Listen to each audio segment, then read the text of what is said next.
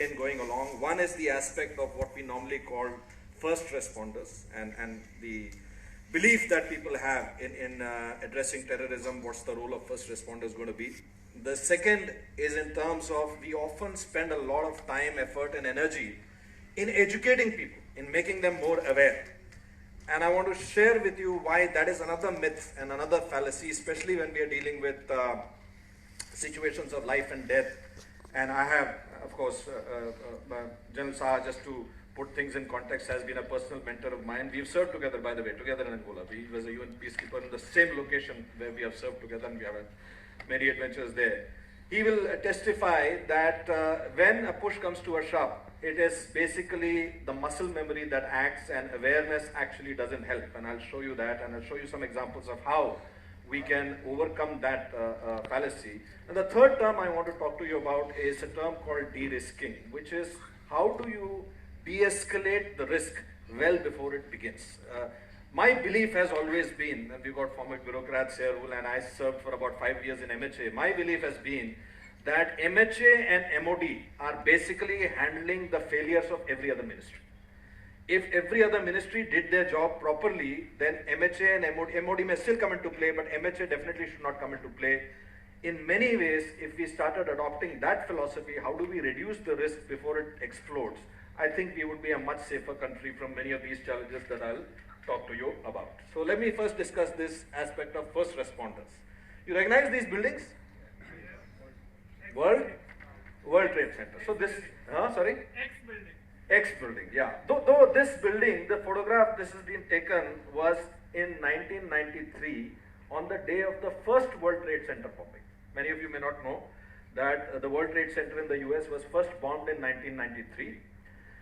And the explosion was designed to actually make one tower break and fall on the other tower, and that was the, in terms of explosives and in terms of demolitions, simulations and all, it was a very, very plausible attack, except that the building didn't fall because the blast actually went 5 floors underneath. So in the basement, a crater which was 5 floors deep was created because of that explosion, but the building didn't fall. The interesting news is that immediately after the World Trade Center bombing, several initiatives started. Close to $400 million was spent in equipping the first responders. So the first responders got more equipment, they got corner shot, they got bulletproof jackets, they put, interestingly, all around the World Trade Center, they put planters, heavy planters. And do you know why they put the planters? Any idea? Because the truck couldn't come in. So a large part of the money was spent in making sure that the attack which had just occurred will not happen again. And of course, you know what happened a few years later. Now, interestingly, there were some people who were in the building in the World Trade Center in 1993. And the very same employees, large part of them were actually housekeeping people, the very same employees were also there in 9/11. And when you hear their testimonies of the difference between 1993 and close to almost 2 decades later, a decade later, you realize that as far as the users inside the building, when we say first responders, who comes to mind? Anybody? When I say first responders, who comes to mind? Inside the building. First line of contact. So generally the belief, the parlance is that the police, the fire service, the ambulance, the paramedics, they are the first responders. But that's a myth. That is wrong. If any one of us, God forbid, were to have a cardiac arrest right now, who do you think is the first responder? The first responder is the person sitting next to him. The first responder is the one who dials the phone and calls the paramedic. The paramedic is the second responder. Yet, our whole thinking is how do we equip the police, how do we make the rapid reaction force, how do we get an NSG hub, how do we get a force one. If you actually analyze 2611 also, you will realize that bulk of the people were killed in the first hour and a half to half an hour. 163 people died, close to about 150 people were killed in the first 1 hour. It didn't really matter whether the energy came 14 hours later or within 45 minutes. The death casualties would have been more or less the same for the first lot of people who died. So the first realization we need to have is, as first responders, we are the ones who need to be trained. You are the ones who need to be trained. And let me show you some of that training, or rather the abysmal lack of training that we have. How many of you will confidently and honestly be able to tell me that if you lost your mobile phone in a stampede, in a firing, in smoke, you will be able to dial 3 numbers by memory? Raise your hands. And how many of you think your children will be able to do the same thing? How many of you know how to administer a simple CPR? How many of, I mean, you can look at the hands, going up. How many of us we teach our children how to hold their forks and how to greet people and how to talk. How many of us have even taken the time out to tell them what to do in case of a stampede in a mall?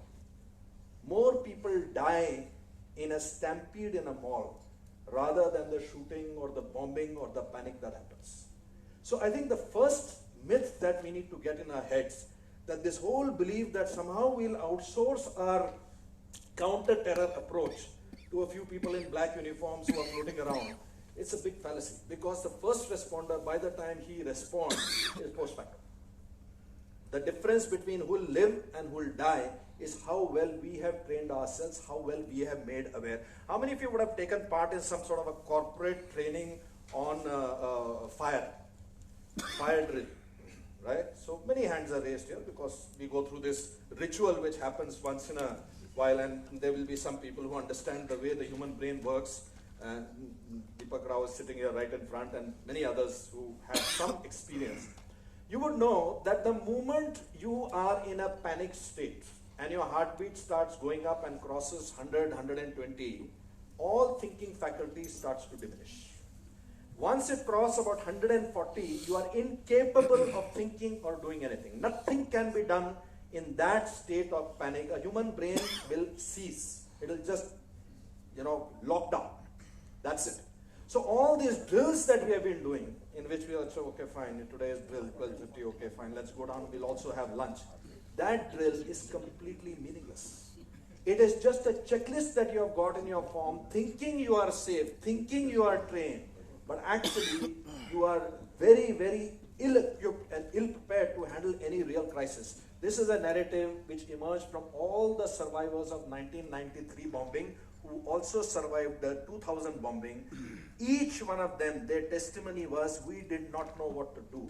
We were told to wait for instructions. Did you know that in 1993 World Trade Center bombing, there were instances when people were waiting inside the room for 4 hours. They were just waiting for instructions that should they vacate the building or not vacate the building. For 4 hours, they were inside that building. And they were going back to pick up items, because that is the way a human reptilian brain starts thinking. Whenever it is in panic, it does not know what is right, what is wrong. It starts doing stuff which is so inconsequential as picking up photographs, picking up pens, picking up stuff, because that's our primordial brain which tells us whenever you have to run from a location to an unknown place, pick up as many things as you can, because you don't know what you will require. That's the way a brain functions, whether we like it or not. And there is no simulation of this which happens in any corporate, any school, any establishment, any hospital. Beyond that, total pura karne wala jo checklist hota hai, yes, once in 3 months we have to do this for compliance purposes, so it needs to be done. When you actually start doing it under real panic, you will realize that the efficacy of these drills is less than 10%. So if we are relying on our lives, we are relying on our children's lives on 10% of training, then you know where we really are. Before we start saying, oh, globe mein, Syria mein kya ho raha hai, Japan mein kya ho raha hai, let's start figuring out what's happening in our own colonies, our own schools, our own capacities. These are some of the points I wanted to make. You recognize these buildings? Yes. Yeah? Still are there. And you recognize this one also? Yeah. Right? And you know after 26/11 what has happened in front of these buildings? Can someone tell me what all Barricades have come up. security measures have been done? Yes. And lot of paraphernalia, the dog and the but this building is still the same way. So now our assumption is that because we have made so much of investment in Taj and Oberoi, I mean, you have to attack that. How can you attack this? It's not fair. Because after all, we have taken all our investment and put it here. And you, Mr. Terrorist, should have the decency. Try and understand. We have done so much of effort. You have to attack a 5-star hotel. Why would you attack something like this? Right? So in terms of our strategy, this is human nature, by the way. Human nature is 1993, the attack came by a truck, so put planters around it. If it comes by air, prevent all drones. prevent any flying aero modeling and all those things from happening, because our assumption is that the attacker will at least have the courtesy to follow the last attack. Right? But that's not the way that asymmetric warriors think. Asymmetric warriors have achieved a very big strategic purpose in causing India to bleed in terms of each cup of coffee that you have in a five-star hotel has a surcharge to it because of the security measures. Each time you buy an airplane ticket, you pay a surcharge to it because now the aircraft can't fly as many hours as it could fly earlier because of the security lines. Each time a 5-year-old daughter is frisked inside a mall, there is a psychological friction that is being added. That is exactly what Pakistan wants you to do. That is what they want us to do. They want us to take hundreds and thousands of crores which would have gone in building hospitals, schools, training engineers, plumbers, doctors, compounders, medical staff. Instead of that, we are raising battalion after battalion of soldiers, young, able-bodied men in the prime of their youth, educated, well-adjusted, well-balanced, making them hold a piece of metal for 20 years of their life, 25 years of their life, going down into a drain, and we think we are winning the battle. This is exactly what our adversary wants us to do. So the points that I wanted to make out here, firstly, all our focus usually after any sort of an attack or any sort of a disaster is on equipping the first responder and making them better. You can look at the plans that Maharashtra government did, central government did, setting up hubs, doing these, doing that. I am yet to find a paper or a process whereby there has been some education which has been given in schools, in colleges, in corporates, what to do in case of a terror strike. If a terror strike has happened, should you go out of the building or stay in the building? Something as simple as that. If your building is covered with glass, should you be evacuating the people from that location so that they are not concentrated? Or should you be keeping them huddled inside because you don't know there's shooting happening outside? This is a decision that no head of HR, no CEO will be able to answer because no one has talked to them about it. And yet, our focus will constantly be on what actually is the second responder, but we keep calling them the first responder. Remaining points I've actually covered here. The third point is very interesting because we do a lot of equipment purchase and we focus on buying the equipment. Next time, those of you from Bombay, when you're going towards President Hotel, on the way you will see the slum area from where the 10 terrorists actually landed. And in the same area, you will see some ATVs placed. ATVs are these, all-terrain vehicles that were bought immediately after 26/11. ATV, we'll sort them out. Take a look at those ATVs, right? 7 years later, look at the condition that ATVs are in. So procurement has been done. So in some paper, we are now more secure. But on ground, there was no OPEX catered for it. So while it has been bought, there is no servicing, there is no maintenance, there isn't even a drill of taking it out and see whether it floats, works, doesn't work, or whatever. Now this is our reality. Now I'm not making this a satire on our government or satire on the way we work, because while we laugh and smile, we are part of the system. We are equally part of the system, right? And I'll prove it to you. In a couple of other narratives, I'll prove it to you. The second point is awareness, to my mind, is heavily overrated. Highly overrated. Because we believe if people are made aware, they will either do or not do things, right? So, some of you may know this, that one of the leading causes of post-operative deaths for a long time in medical history was septicemia. And septicemia infection basically came because the doctors and the nurses and the medical staff, they wouldn't wash their hands. Do you know when this was discovered? Any guesses which year it was discovered? 50 years ago. Sorry? 50 years It was actually discovered 1846. 1846, a Hungarian scientist discovered this. His name is there, Ignaz Semmelweis. That's his name. He's the one who actually found out that this is probably what is happening. And he, interestingly, very coincidentally, used chlorine, which was one of the most powerful disinfectant, though he did not know that it was a disinfectant. He's the one who discovered it in 1846. And any doctors here? Okay, good.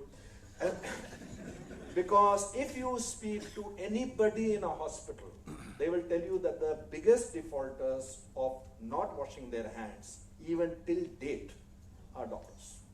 Right? So whether it's smoking, whether it's not wearing the seat belt, whether it's, all of these elements which we normally encounter, We lose close to 1.5 lakh souls every year in this year on road accidents, about lakh of them preventable if they just did some basic stuff. Awareness, to my mind, is highly, highly overrated. Awareness doesn't work. What works is that beeping sound which comes if you don't put the seatbelt. True. That is behavioral intervention. So the second aspect I want to talk about is, I think we should move away from this awareness posters and signages and don't do this and don't do that, and because that doesn't really work. What now works, what we have found with research, or many, many people have found with research, is that we are addressing the wrong part of the brain. We are addressing 99% of the decisions that we take on muscle memory. We take by our reptilian subconscious brain, not by our neocortex. All the communication that we are giving to the neocortex, or in other words, to that part of the brain which is only responsible for 0.1% of the decision, or 1% of the decision. So we are talking actually to the wrong part of the brain, and I want to tell you a fascinating story which will illustrate this part. And let me begin this story. This, by the way, is some amazing work being done by a friend of mine called Biju Dominic. You should check him out.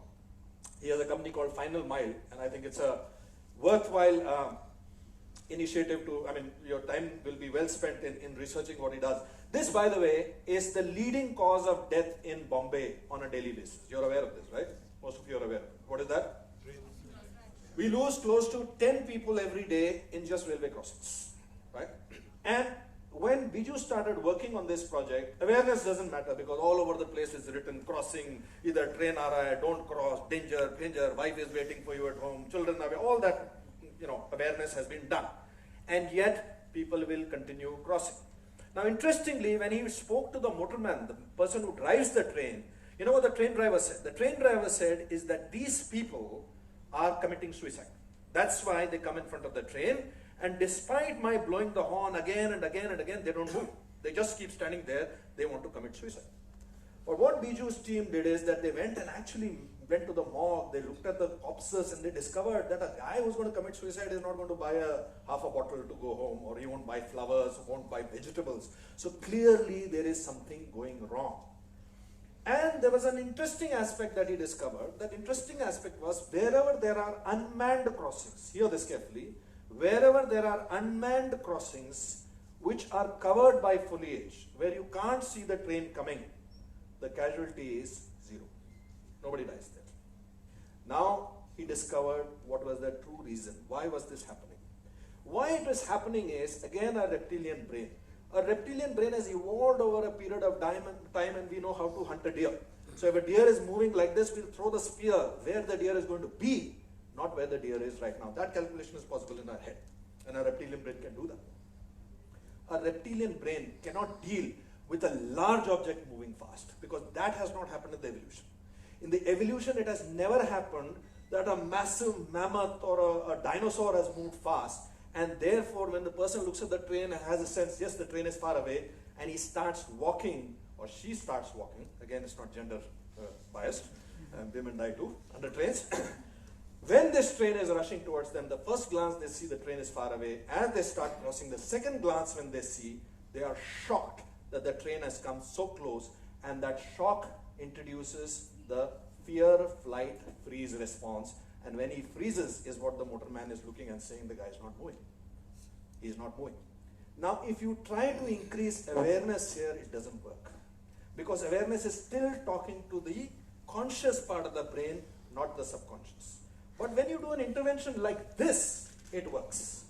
When you paint the sleepers with yellow lines and leave an interval, and then again yellow lines, and again leave an interval, what happens is that the subconscious part of the brain gets a reference point for that train moving.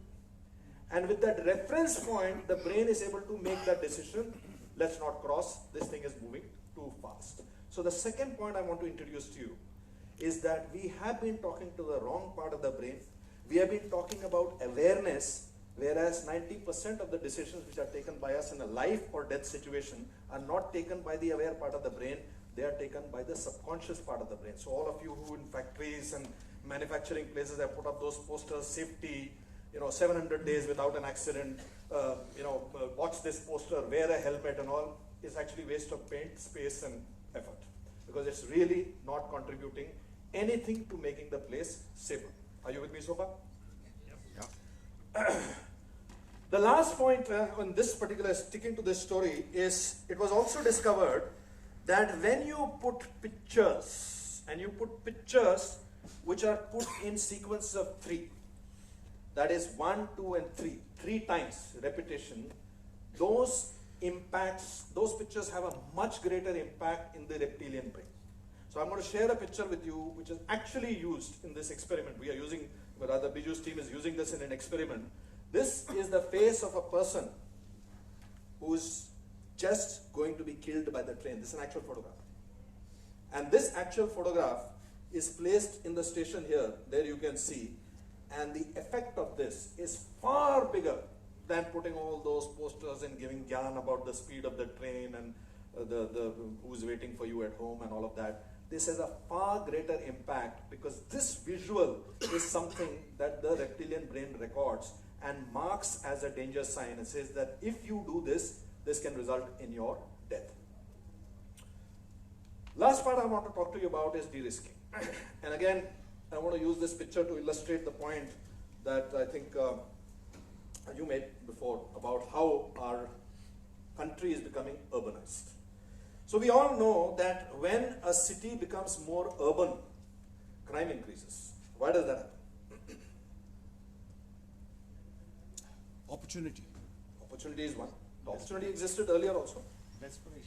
Desperation, survival. One of the reasons why these vertical cities lose contact. Remember when we grew up, though most buildings were 1 floor or 2 floors, the beat constable would have a very good idea of what's going on where. Matter of fact, nothing could happen in secrecy because anything would be watched over by 4 or 5 people, and it was very difficult to do anything, secretly. Very, very difficult. Whereas in these concrete jungles, you have anonymity. I have to tell you this very emotional story of a policeman who told me this in Gurgaon. He said in Gurgaon you all know, right? I mean, it's the sort of NCR region in Delhi. He says in Gurgaon, when laborers come as a family, and if a laborer loses his 6 or 7-year-old child in Gurgaon, there's 90% chance he'll never get his child back. Because even in that one precinct of Gurgaon, the child will just get lost and this laborer has no way of figuring out where to go, how to find. The kid is lost. So that is the level of anonymity in these cities. And we often talk about how joint family structures are broken and we don't have the check and balances and we don't have the social fabric which sort of tied us together. But what stops us from creating this social fabrics? Why can't we create these social fabrics all over again? Who says that the social fabric has to be only our blood relatives? Why can't we extend this social fabric to our immediate ecosystem? Why can't we fund our drivers' children, our servants' children education? Why can't we co-opt the housekeeping who clean our buildings and who clean our sanitation into our ecosystem? Till date, I have to tell you, I mean, I'm ashamed sometimes to, sort of talk about these things. And you can, all of you who stay in, gated colonies, raise your hands. We call them societies here. Societies, oh, sorry. Societies. Yeah. Actually, it's quite an irony that it is called society. Because I'll tell you why. And it's called cooperative society. Cooperative society. I'll tell you why. Please check this out. In your cooperative housing society, and it happens all over the place. It's not about Bombay, Delhi, everywhere. That recently, when the Holi function happened, most of these cooperatives organized a Holi thingy, and the poster said, servants, drivers, and maidservants not allowed. We trust that maidservant and the driver to take the child from here to school and back 6 days a week, 5 days a week. But we can't trust, or we still have that. We are actually creating, this building is being built by these people. And these people, we are trying to keep them away using more of the same people. Because the people who are guarding our cooperative societies are coming from that demographic. Now, until and unless we start creating those social fabric, we don't need terrorists imported from anywhere. Have you ever thought about it? Last year, I'm given to understand, depending on which number you believe, close to 70,000 farmers have committed suicide in this country. You read this? And not very far from there. Maharashtra, Gujarat, many of these places only. Now, many of these farmers who commit suicide, do you know how they commit suicide? What do? You think they have a wine and they slit their wrist and lay down in a bathtub listening to jazz and sort of see themselves off? Is that the way they? How do you think they commit suicide? Anyone? Pesticide, rat poison. They consume rat poison, which means that it will take them anywhere between 4 to 6 hours to die. And it's a very painful death, extremely painful death. And it's not that after the farmer dies, the money lender or the sahukar se bechara mar gaya, chalo iski beevi bachon ko chhod dete hain. Do you think he does that? So he fully well knows that even after my death, my children, my wife will be literally auctioned off, the land will be taken away. He knows that. Are you with me so far? If any handler were to go to these 70,000 people and say, you are going to die anyway, marna to hai tumhe. I am going to give you 5 lakhs or 10 lakhs or 2 lakhs or 50,000, at least your wife and children will be safe. Before dying, just wear this jacket, go to, Hira Panna or go to a nicer place of Bombay and just press this button before you die. And even if 1% out of that 70,000 buy this story, 1%, we can create a larger suicide group than LET, Hezbollah, Gaza Strip, everything put together. That's a reality. And in case you're wondering why it has not yet happened, I mean, we are this distance away.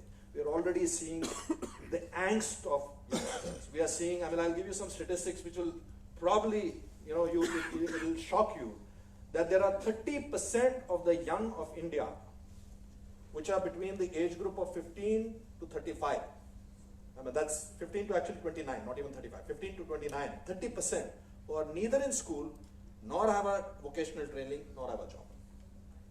And when we talk of this demographic dividend, of the youth dividend, this is going to become a time bomb.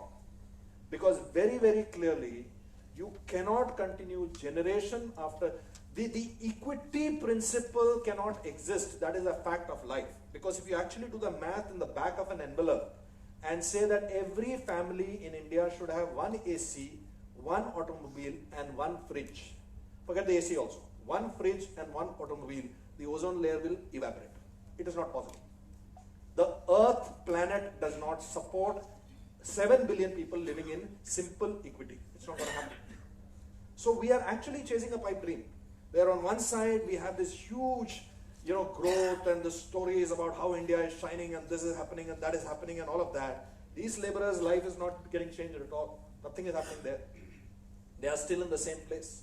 There are still 80% of people who make Bombay work, Delhi work, who live in a daily or a monthly wage of below 12 to 15,000 rupees. That is their take home.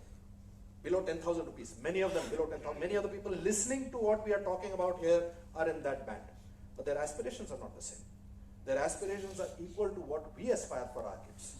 And we teach our kids to roll up the window each time there is a kid outside. Right? We do that. Roll up the window. We can't continue rolling up this glass window. Eventually, the kids outside will outnumber the kids inside. And my bet, in case of a clash between these two, is on the kid outside. Because life has treated him so viciously that whatever punishment you're going to hand out is going to be a picnic, comparatively. So unless we look at some of these aspects in a very introspective way and start taking some action on it, and what I mean by action is not to look, very sad, very, very bad, and then go back to life as usual, we're actually heading towards a ticking time bomb. It will not take a lot of this, and I would like to answer the question that you had asked General Saha, that why is the situation changed in 2 years' time? It is changed. But by the way, there are some subtle differences, which I don't know, may warrant a separate discussion. The first subtle difference is if you notice the age group. The last time the stone pelting happened 2 years ago, the age group was in their mid to late 20s. Now it's 12-year-old kids who are getting into the game. That you look at the pictures, they're school kids. Today's HT had a school kid getting into the game. Now what are school kids compared to 25, 27-year-old in terms of their mental makeup? We were school kids once. Far more reckless, far more incitable, and far more wanting to be a sangbazi, because that becomes a role model. They don't care about their life, they don't care about... so it's actually a far headier cocktail right now. It's not business as usual. And the ability of any country, whether it's Pakistan or China or Timbuktu, to unravel what we had built with 65% in 24 months shows an internal flaw, not an external some great strength. So we have to understand that a lot of this angst that is being built up is being built up all around us. It's right here. It is not something which is happening in some other part, Syria, Mosul or Iraq. It's happening here. And unless we start taking these steps in a concrete way, I mean, there's a phrase that a colleague of mine coined called the VC fund. When you see opportunities in which you can help, whether it's a driver's kid who requires education, whether it's an old phone that you're not using which can be given to some other kid, an old iPad that you can share with someone who's hungry. Each one of us sitting over here right now have minimum 50,000 to 1 lakh rupees worth of stuff in our, actually much more than that at our home, which we're never going to use again. We'll never use that again. But we'll not give it away. Because there's some twisted sense in our head, we should keep it with us. Isko de denge to aadat bigad jayegi. I think it's a time to get that reality check, because if we don't do that, I don't think we need terrorism from outside. We don't need some global terrorism. Our local safety, our local dangers are within 20 feet of us. We will spend our entire life, whatever, I'm 50 years old, I'll spend my entire remaining life with people who are in proximity of less than 2 to 3 kilometers. That's where my life is going to be. If we don't create safe zones there, then to talk about, smart city, stupid city, all these things are irrelevant. We must talk about cities with soul and actually talk about cooperative societies, not titling it cooperative society, but actually bring that spirit in. Encourage our kids to start treating their contemporaries as human beings. If we don't do that, I mean, all of us, especially this cooperative societies, we've got security guards there, right? We've seen them, who do 12 hours duty. Firstly, it's against the law, but every society will have 12 hours duty. Then we expect, we don't even know the person's name. We don't, he's furniture to us. And we expect that that person will put his life on line to safeguard our children. Whereas he sees his own children perhaps once in a year if he's lucky. I think we are smoking something, if that is the expectation, right?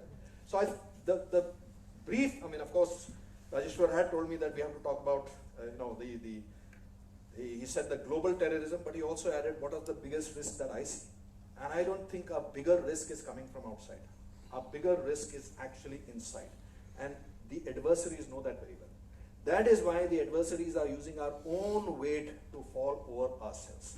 General Shah will tell you that half the Indian army is deployed in Kashmir today. Half the Indian army.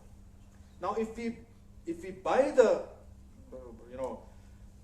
official line that terrorism is at its lowest, and there are supposed to be less than about 500 or 600 terrorists in Kashmir Valley today. That's the number that one hears.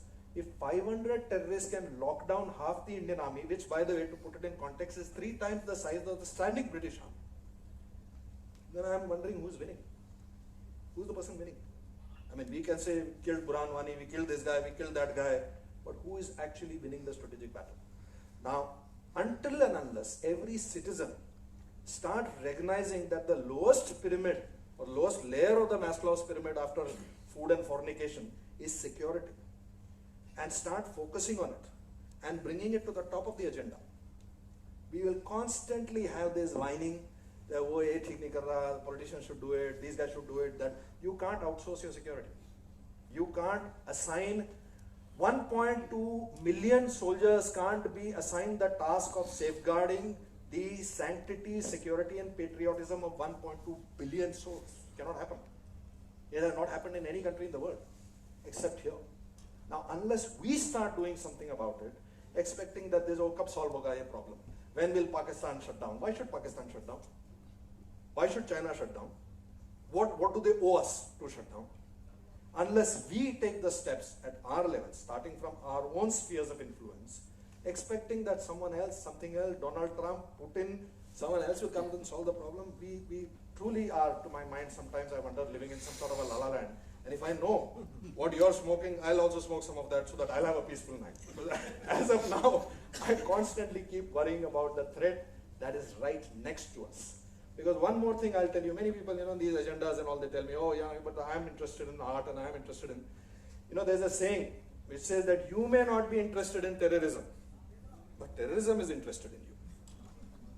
So unless we realize that, I think we will continue to have 2611s, continue to have other sort of accidents, and continue to wonder when the problem is going to be solved. Thank you very much.